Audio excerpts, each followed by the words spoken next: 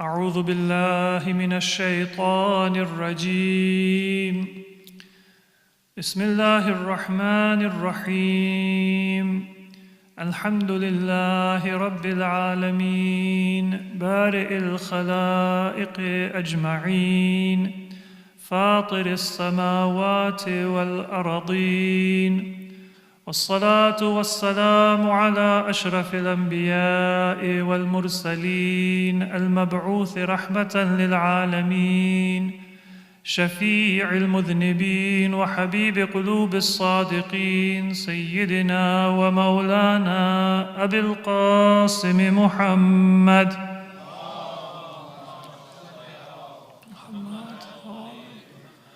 وعلى أهل بيته الأطيبين الأطهرين الهداة المهديين ولعنة الله على أعدائهم إلى قيام يوم الدين رب اشرح لي صدري ويسر لي أمري واحلل عقدة من لساني يفقه قولي أما بعد فقد قال الله عز وجل في القرآن المجيد بسم الله الرحمن الرحيم إنما يتذكر أولو الألباب الذين يوفون بعهد الله ولا ينقضون الميثاق والذين يصلون ما أمر الله به أن يوصل ويخشون ربهم ويخافون سوء الحساب صلوا على محمد وآل محمد.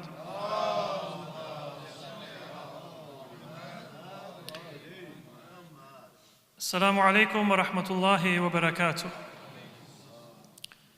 As you have heard, today was originally scheduled to be a community town hall to share the progress of the expansion project and to get your feedback and inshallah involvement in the continuation of that project. And our family just 2 days ago heard very tragic news that my younger uncle, my chacha, Izar Hussain Abidi, son of Ijaz Hussain, passed away in Pakistan. That is sad news for our entire family, but it is a matter of pride for us that inshallah we can include our marhumeen in our best intentions. So for those of us who are here as bereaved members of a family and all of those who have come here with the intention of participating in a religious project for the sake of Allah subhanahu wa ta'ala, I ask you to remember your marhumeen, those who may have passed away many years ago or those who may have passed away recently. And in particular, all of those members of your family or all of those people who influenced your life in any positive way for your religious development, for your emotional development, who helped you materially, who brought you to the place where you are today and who are no longer in this life. And let us remember them and dedicate to their memory and their thawab the good intentions and the hopes that we bring to tonight's session for ourselves and our families and for our community. For Allah to show mercy upon all departed believers, in particular the ulama and the shuhada of Islam and our family members and our loved ones. Let us recite one Surah Fatiha and before that, salawat ala Muhammad wa ali Muhammad.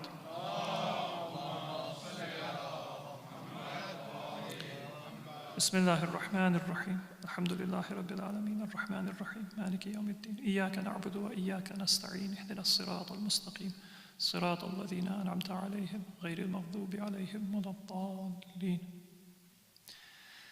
And because we have a dual purpose in tonight's majlis, really the intent of the majlis is only to bring the memory of Ahlul Bayt alayhimus salatu wassalam, to introduce our community town hall session.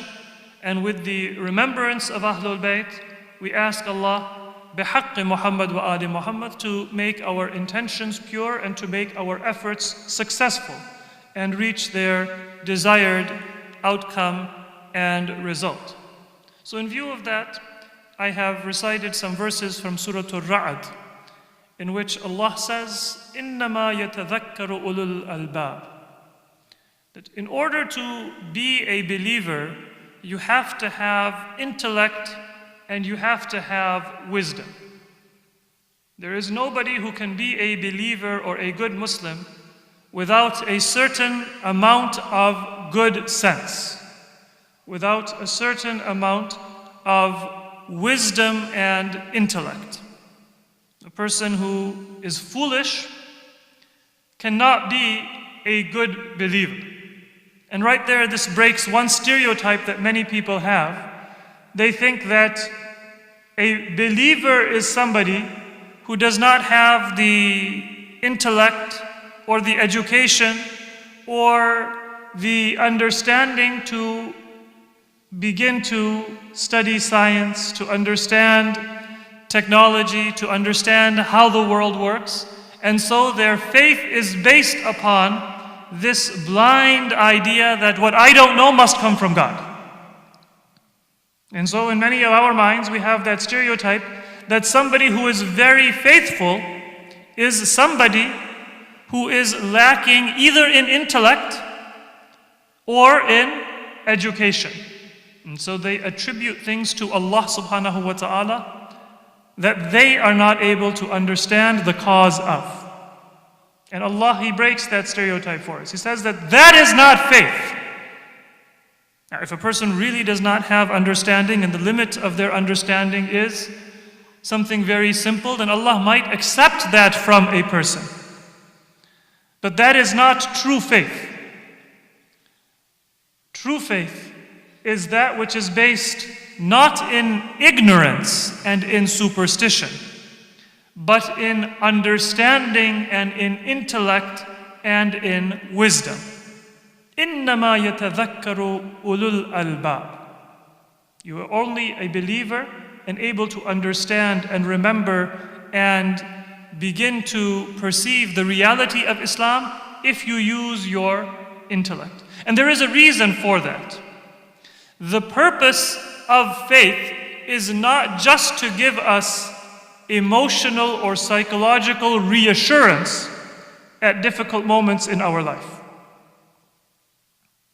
It is not just for us to say that, well, I am afraid of death, and so let me say that I believe in life after death, or I believe in paradise, or I believe in something, so that I feel some sort of reassurance or security about what is going to happen to me after death. Or when I am worried about what is going to take place, then let me say that there must be some greater power, greater force within the universe to whom I can pray, and that can give me some sense of security or some sense of peace. That is one of the benefits of faith, that it will give you that peace and that tranquility and that security. It will give you somebody that you can turn to and you can rely on in moments of difficulty. But that is a benefit and an effect of faith. That is not the source and the reality of faith. The source and the reality of faith is to know that the intricate creation of a human being, with all of our emotions, with all of our faculties in our bodies and in our souls, these are not just a coincidence. They are not just there without a purpose and without a wisdom in their creation and in their flourishing. And faith is rooted not in emotional reassurance, but in a desire to serve the purpose which we find within the depths of our soul for our very existence. Faith is rooted in being reasonable about how we utilize the greatest of gifts that we have been given, which is our life, which is our ability to understand and to perceive and to change the course of our destiny and the destiny of humanity by means of our decisions and our commitments. So faith requires contemplation and understanding and depth. And wherever there is superstition, wherever there is quick judgment, that is the enemy of true faith, not a source of reassurance and not a source of strengthening of faith. So when Allah says that the believers are those who have lub, ulul albab, people who have sense and wisdom and reasoning, He is reminding us of the reality of what our faith is. It is for us to look within ourselves, even before we look just at our reasoning and our intellect, to try to prove the existence of God. To look within the depths of your soul. And if you believe that there is truth and there is falsehood, then you believe that there is some source for right and wrong. And you believe in God not because you can prove it, but because you cannot escape as a human being the recognition that right exists and wrong exists. Good exists and evil exists. It is part of the fabric of your being, not something that you arrive at through some kind of mathematical theorem or proof. And that is the foundation of faith. Now, what is the challenge of a faithful person? إِنَّمَا يَتَذَكَّرُ أُولُو الْأَلْبَابِ الَّذِينَ يُوفُونَ بِعَهْدِ اللَّهِ وَلَا يَنْقُضُونَ الْمِيثَاقَ. The origin of faith is within the depth of your existence. From the moment that you are created, even a toddler has a sense of right and wrong. If you promise something to a child, and then you break the promise, the child will feel indignant and upset. They might not be able to explain it, but it is that fundamental and that basic that there is right and there is wrong, there is fair and there is unfair, that a child who does not yet fully have a developed sense of language and might not even know their alphabet and basic arithmetic knows that truth exists and falsehood exists. The challenge is that as you understand other things about the world on a superficial level, don't get distracted by your intellect and by your experiences and by your education and then by your material life, and forget that basic truth that even children understand. As you go through life, you want to increase in your understanding of that fundamental reality and not forget that basic truth and then get distracted with all of the superficial blessings and distractions that exist within the world. So the challenge of a believer is rooted in that knowledge to يُوفُونَ بِعَهْدِ اللَّهِ وَلَا يَنْقُضُونَ الْمِيثَاقَ. Preserve that covenant of Allah subhanahu wa ta'ala and not to break that covenant that Allah has placed in your existence. The mithaq that is being referred to here is that covenant that Allah has placed within the fabric of your being. Before your body came into this world, it had a recognition of the existence of Allah subhanahu wa ta'ala and His being our Lord. Now, how does that show itself in our existence? How does that covenant show itself in our life? And this is where I will tie the commentary of this verse to the purpose for which we are gathered here, and inshallah bring a few reminders for myself and for all of us about the nature of Iman and the nature of faith, in the conception of Islam and in the instruction of the Quran. وَالَّذِينَ يَصِلُونَ مَا أَمَرَ اللَّهُ بِهِ أَن يُوصَلَ وَيَخْشَوْنَ رَبَّهُمْ وَيَخَافُونَ سُوءَ الْحِسَابِ. The very first attribute that Allah mentions is that believers are those who connect all of those things that Allah has commanded for them to join together and to connect. The basis of Iman is for you to feel connected to your fellow believers, to your families, to your fellow human beings, to all of creation, even to the environment and to inanimate objects, and to the plant kingdom and to the animal kingdom, and to the well-being of the earth that is the habitat for all living beings. Those connections are the first thing that Allah mentions as the result of faith. The covenant of Allah subhanahu wa ta'ala is not that you say that I'm going to abandon my family, I'm going to abandon my job and my obligations, and I'm going to go in a cave somewhere, or in a monastery somewhere, or on a mountain somewhere, and I will worship Allah subhanahu wa ta'ala. Isolation is not worship, but it is in fact a rejection of the rububiyyah and the lordship of Allah subhanahu wa ta'ala. Because Allah has created us as members of society and to be connected to one another. And so the first obligation that we have as believers is يَصِلُونَ مَا أَمَرَ اللَّهُ بِهِ أَن يُوصَلَ. And notice that in this verse, Allah does not specify what it is that we are to connect. The focus is that you are to be connected. And this is one of those teachings of Islam that has been emphasized in many different ahadith. Many of you are familiar, there is a hadith of our beloved Prophet Muhammad sallallahu alayhi wa alihi, in which he says that it is not permissible for a believer to be angry at another believer for more than 3 days. Now, that 3-day period is not actually a respite that has been given. If I'm angry with you, I can't say that, well, let me take 3 days to get over it.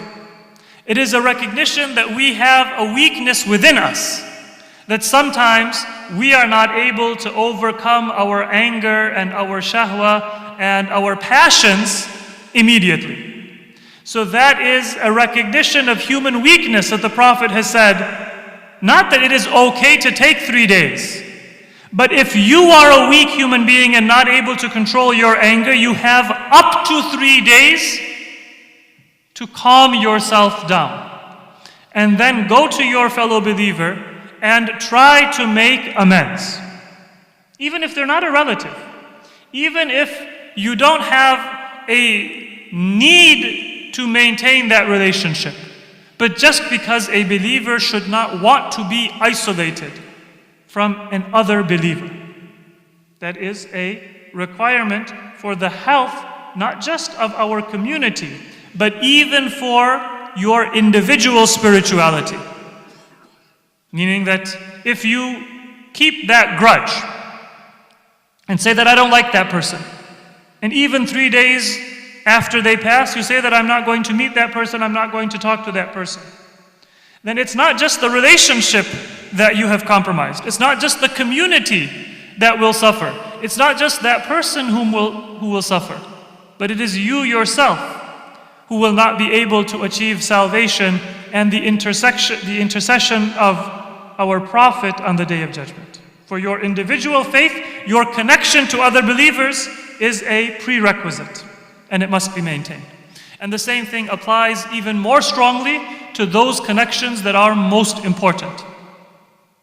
And they apply not just in this life, but they apply even to the life after death.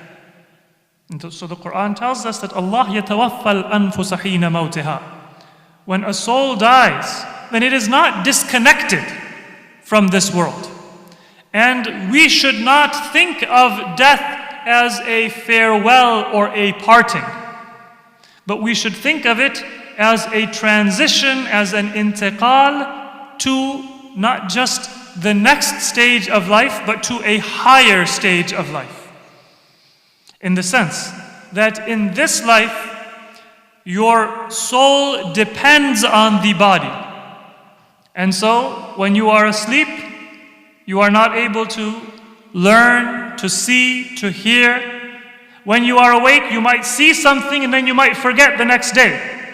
Because your physical body is the means by which your soul is able to see and perceive and think and understand. And so there are weaknesses, there are limitations on your soul that come from the weaknesses of the body. When you leave this world, then the soul is freed from those constraints and those limitations of the physical body. Now the soul is able to see wherever Allah subhanahu wa ta'ala gives it the permission to see, without needing eyes. You are able to hear things wherever Allah may allow you to hear, but without needing ears, without needing that physical limb. And so the connection that we are speaking of, yes, it is in this world, with our fellow believers, with our family members, with humanity. But it is also a connection that moves beyond this world to the hereafter. When a believer leaves this world, then their soul is elevated to a higher state. And I say that they can see and they can hear, not independently of their physical limbs, but it still depends on the nature of that soul. So if I have developed the strength of my soul, the spiritual strength, then after I leave this world, my soul will be in a position to frequently be present and be with my family, be with my loved ones, and be pleased with their good deeds. But if I did not think about my soul, if I did not work and develop my soul, then that connection will still be there, but it will be far weaker. So the connections that you form while you are alive with one another, they will be there after you die. And the connections that you form with Allah subhanahu wa ta'ala that strengthen and deepen the existence of your soul, they will be the basis for how much you can connect to your family and be present in their lives, and even through your intentions and through your prayers, be effective in bringing blessings to them after you have left this world, because a person's existence does not come to an end. So the first attribute is الَّذِينَ يَصِلُونَ مَا أَمَرَ اللَّهُ بِهِ أَن يُوصَلَ. They make those connections. And that is a very comprehensive teaching. وَيَخْشَوْنَ رَبَّهُمْ. But then the basis of those connections is that you are doing it for the sake of Allah subhanahu wa ta'ala. Because when we speak of connectedness, that is the fundamental reality of Iman and the fundamental reality of Wilayah. But it is easy to get distracted. You get married and you fall in love, and then you might forget your parents. And then you have children, and especially in many of our families, husband forgets his wife, the wife forgets her husband, and now everything is about the children. So sometimes when we have one hobby, we forget everything that we used to consider important in the past. Sometimes people, they get a new job and they no longer have time to volunteer in the masjid.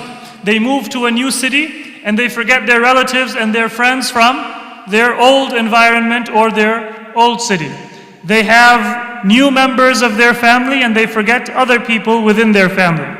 It's not just important to maintain those connections, to be able to keep those connections in an Islamic spirit. You have to have each of those connections for the sake of Allah subhanahu wa ta'ala. So, whenever you have any kind of changes within your life, keep a connection to your old friends, to the places that were important to you in your formative years. Remember where you came from and be thankful for all of those blessings and all of those changes that Allah subhanahu wa ta'ala has given to you, not just for your own sake, but for the sake of Allah subhanahu wa ta'ala. And there is a very beautiful lesson in this reminder coming after the reminder for connections. If we look at the logic of the verse, first you have to have intellect. إِنَّمَا يَتَذَكَّرُ أُولُو الْأَلْبَابِ. Then you have to remember the covenant of Allah subhanahu wa ta'ala. الَّذِينَ يُوفُونَ بِعَهْدِ اللَّهِ وَلَا يَنْقُضُونَ الْمِيثَاقِ. So you have the mention of God's covenant, which is within your creation and within your very existence. And then Allah says that you have connections with your family, with your community, with humanity, with the world around you. And then Allah returns to وَيَخْشَوْنَ رَبَّهُمْ. Why? Because when you think of your relationships, it is very easy for us to get lost within that relationship and to forget how we can keep Allah present within our human relationships. Let me give you just one example. Sometimes there are friends, there are family members who are frustrated with one another. They may have had bad experiences, they may not have seen eye to eye, and then if you ask people that would they like to renew that relationship and renew that friendship, they say that, well, I haven't seen any good from that person. I've only seen difficulties and hardship, and I have never received any benefit from that person. Whenever I see them, they ask me for a favor. But if I were to ask them for something, then they would not do that for me. Now, if the relationship is a transactional relationship, that logic makes sense. If that relationship is just a human relationship, then that makes sense. But if that relationship is for the sake of Allah subhanahu wa ta'ala, then you don't have a relationship with your brother or your cousin or your relative or your neighbor or your fellow believer because of what they do for you and whether they reciprocate your sincerity and your goodness. You do it for the sake of Allah subhanahu wa ta'ala.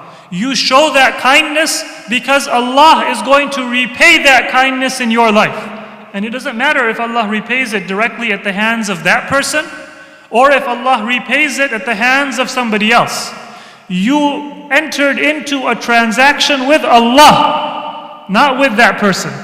And the reward and the repayment is going to come from Allah and not from that person. And if you understand the wisdom and the beauty of this verse of Quran, then you will never have that kind of a vicious cycle that comes within many of our relationships where we are dealt with unkindly or unjustly, and then we feel frustrated and unable to rehabilitate and improve that relationship. And then the final attribute that I will talk about in this verse of Surah Al-Ra'd, وَيَخَافُونَ سُوءَ الْحِسَابِ. People, they are afraid of su'ul hisab in the hereafter, that Allah will deal with them harshly. And now a question comes up that how can we have su'ul hisab? Allah is fair. Allah is not unjust. So how can Allah ever have su'ul hisab in the hereafter? And ahadith from Ahlul Bayt explain what that means. These ahadith tell us that su'ul hisab is to be just rather than merciful. Allah will never be unfair. But there are some people in the hereafter that Allah will say, I am going to deal with you through my justice. And there are other people to whom Allah will say that I will deal with you through my mercy and not through my justice. And what is the basis of that decision by Allah? The determination is Allah. He will send us through the red channel or the green channel. He will either audit us or He will let our file be passed easily. But that determination has a logic. And that logic is based on how you deal with people in this world. So if you have a family member, if you have a spouse, and you remember every time they made a mistake, and then whenever you get angry, you have a whole laundry list of mistakes and errors and faults that that person has. Now, some of us, we make that laundry list and we exaggerate a little bit. We add a little bit of spice. That is a sin. That is a crime. But let's say that I don't do anything unfair. I just have a list that I keep for my friends, for my fellow believers, for my family members, for relatives, and I just remember when they made a mistake. And then I will recall that if the opportunity ever arises. Or if I have done a favor to somebody, and then I remind that person of that favor. Then this is su'ul hisab. And if that is how we are with fellow believers, then that is how Allah subhanahu wa ta'ala will be with us in the hereafter. And so if you want to determine how Allah will deal with you in the hereafter, the easiest way is to treat other people the way that you want Allah to treat you in the hereafter. All of us can predict what kind of hisab we are going to have in the hereafter, based on what our character is and what our relationship is with our families and with our fellow believers. So the Quran tells us that you are to make those connections. And when you make those connections, make them not just through seeking your rights, but through mercy and through generosity in your interactions with others. Our primary goal as believers is to create a close-knit community where people can find security and peace and forget the distractions of this world to remember Allah subhanahu wa ta'ala.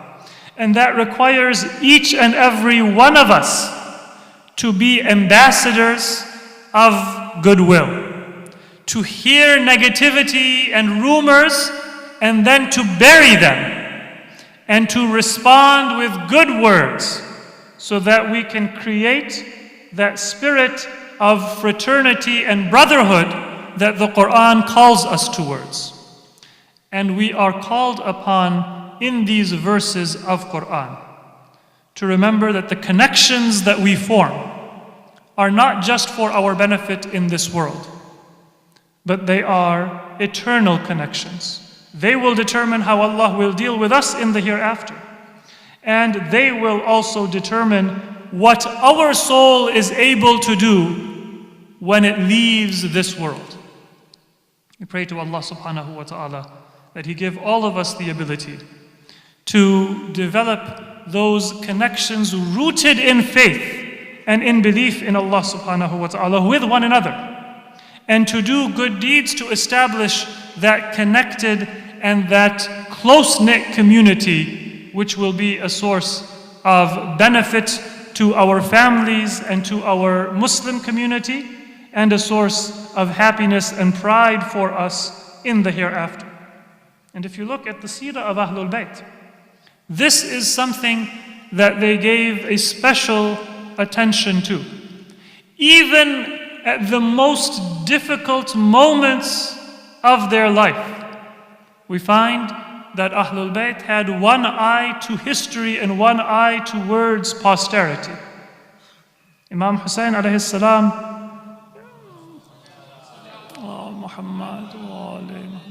in Karbala, at the most painful moment when he had the body of al-Asr in his hand, it is said that he remembered his followers and his Shia and his lovers at that time. And he said that if only you had been with me in Karbala, then you would have seen the helplessness of a father who asks for a sip of water to save the life of an infant child. And the enemy did not have mercy even on that call. This is a moment of great sadness and suffering for Imam Hussein, but he connects himself to his followers and to his lovers. Because it is through that connection, and it is through that love and that memory that we have of Imam Hussein and his sacrifice and the sacrifice of those who were with him, that we too will be able to follow in their path. And so let us remember one of those very great sacrifices that was offered by Imam Hussein, and that was very close to his heart. And that was the sacrifice of the brother of Imam Hussein, Abu al-Fadl al-Abbas. It is a very unique relationship that existed between Imam Hussein and Abu al-Fadl al-Abbas. They were brothers. But although Imam Hussein took pride in saying, Abbas, you are my brother, our master Abbas took pride in saying, Oh Hussein, you are my master and my imam. I do not consider myself a brother. I consider myself to be a servant and a slave at your command. That relationship is one that the enemy thought of in military terms. And so it is said that through various means, Umar ibn Sa'ad and Shimr, they wanted to prevent Abu al-Fadl al-Abbas from fighting under the banner of Imam Hussein, because they knew of his courage and they knew of his bravery. They knew that just like his father, Amir al-Mu'mineen, if he took a sword in his hand, then no number of enemy soldiers would be able to withstand his attack.